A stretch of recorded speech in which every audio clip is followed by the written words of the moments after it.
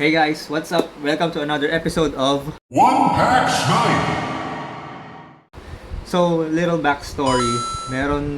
Nagpunta kami ni Girlfriend 19 sa Toys R Us para lang tignan ko ano yung available nila na TCG products, and confident ako na yung mga naunang packs lang yung available doon. But lo and behold, tama-tama yung pupunta namin doon. Nakakita kami ng Surging Sparks. Merong sleeve booster packs doon. So, bali tatlo yung available.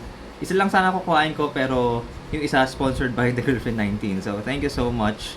And hindi magiging one pack snipe to kung hindi isa ang bubuksan natin. So, yung isa for another video na.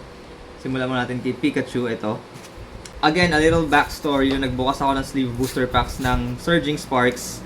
5 binili ko, walang hit ni isa. So, hopefully ito meron. Energy, Deoxy, Char Cadet, Smooth Chum, Harmony, Time, Destiny, Mousehold, Reverse Cryogonal, Reverse Donphan, tsaka Gouging Fire.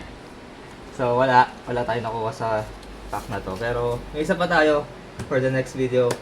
So, yeah, I'll see you in the next episode.